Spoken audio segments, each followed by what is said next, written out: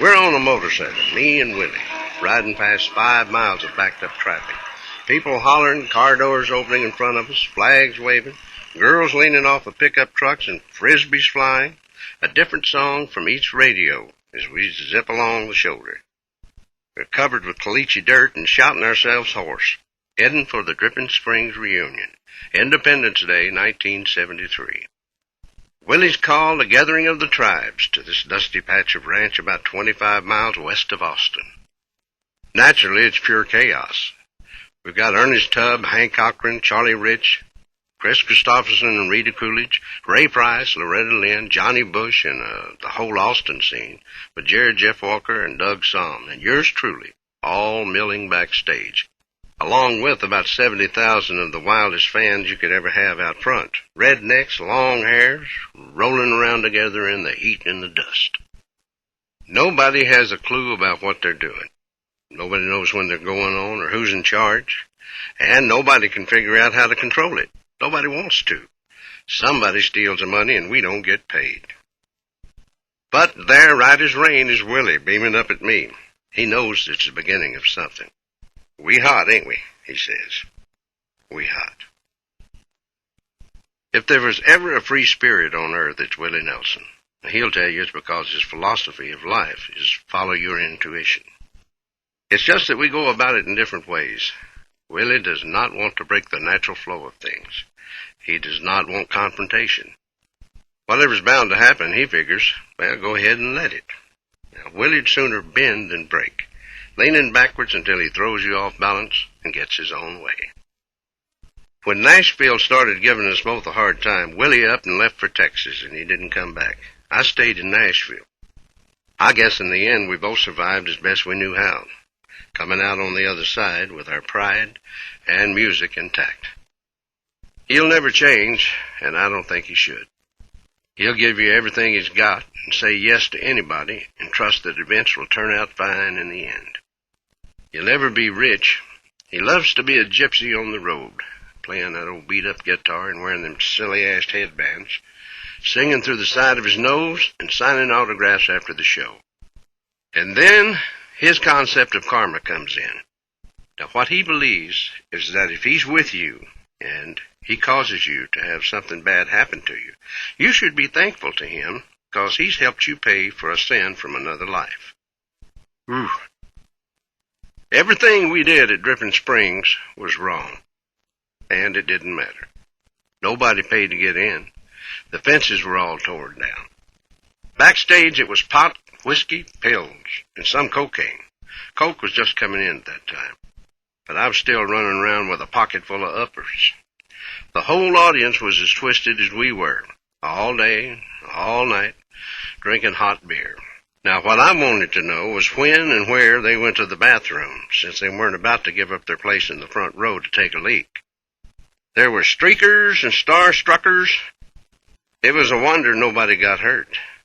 We were having the time of our life, and Billy Joe Schaefer put it best. We were all melted into one comet. All we could do was grab it by the tail and hang on for dear life. Suddenly we didn't need Nashville.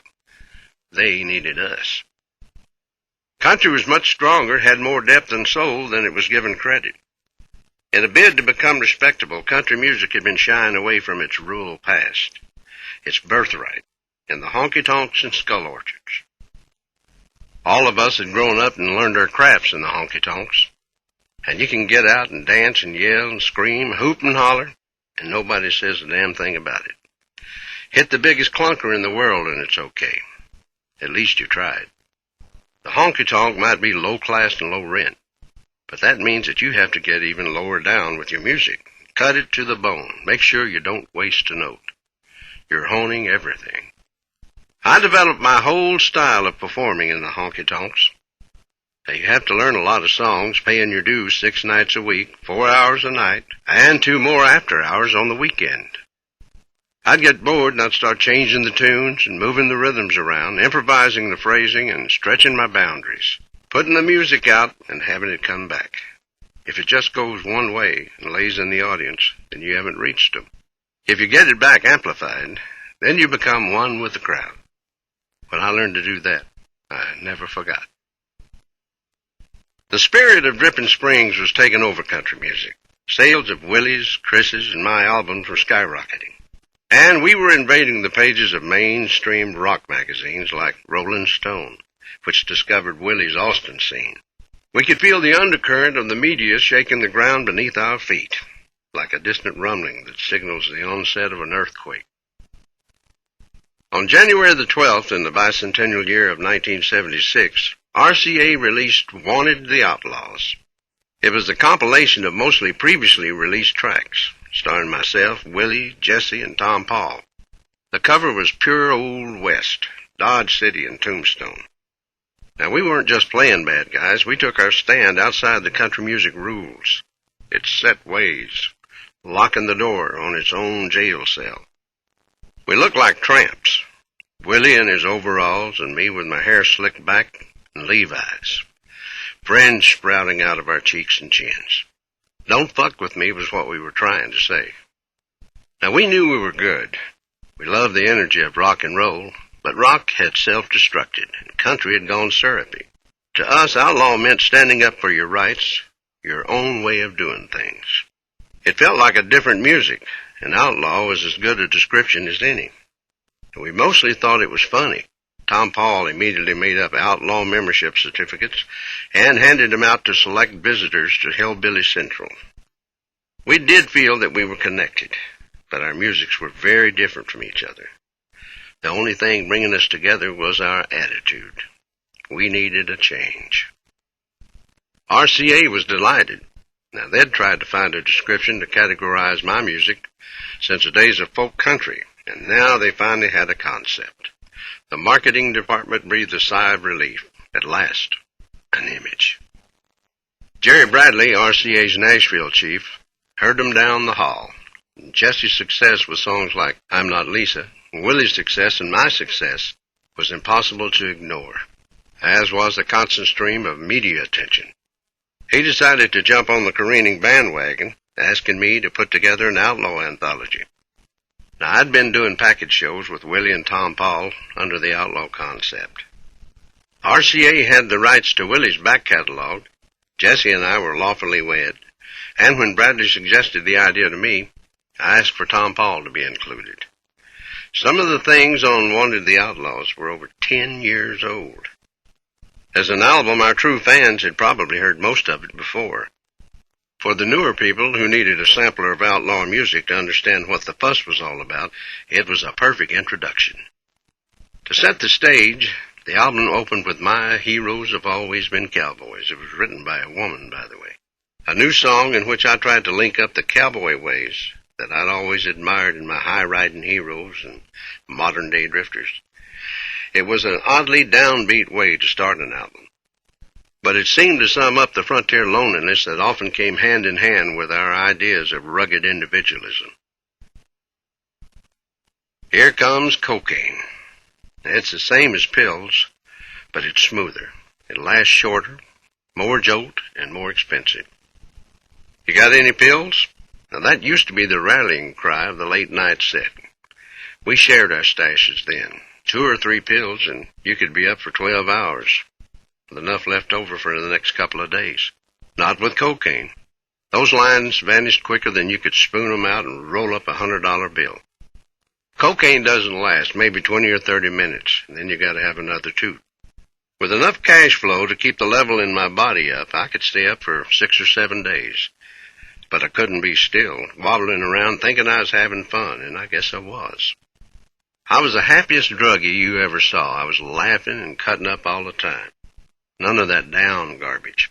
I would sometimes get to dragging before I'd crash. But all I had to do was say goodnight and fall out, just like somebody clicked your television off, recharging until I was ready to go again. Now, everybody told me how great I was on drugs. I didn't realize that the ones that were patting me on the back were the ones I was giving drugs to. But I thought I was 1 in a million. At $100 a gram, I was buying it for $20,000 a pop. You can't keep everybody's habit up, and my intake was reaching $1,500 a day.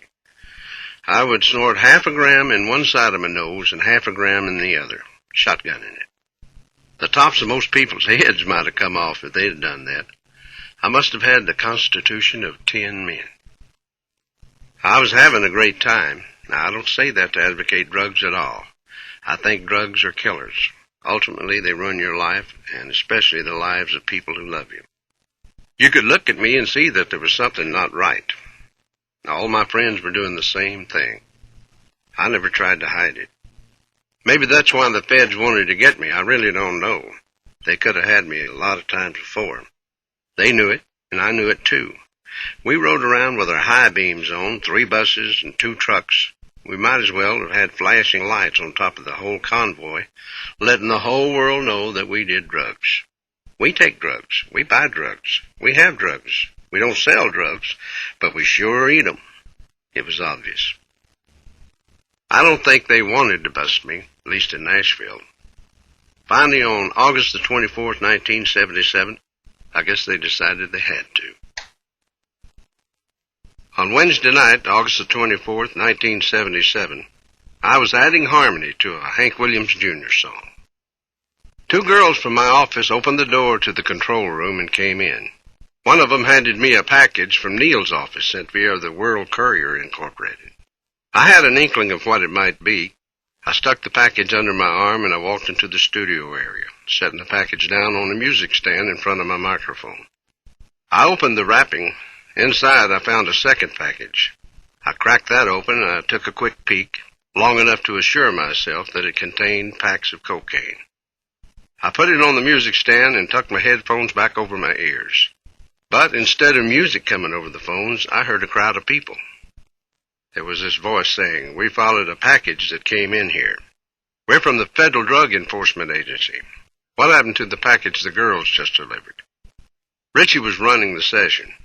I looked into the control room and I could see him staring off to the side, out of view of the double-glass window. He had his hand on the talkback button, letting me hear everything that was going on. They had the girls. Lori, my secretary, was crying. They were probably both scared half to death. "There's a package here with contraband inside it," I listened to him saying, and then I realized that they didn't know I was hearing them. I grabbed the package from the music stand and I threw it away behind me. And I couldn't make that shot again in a million years.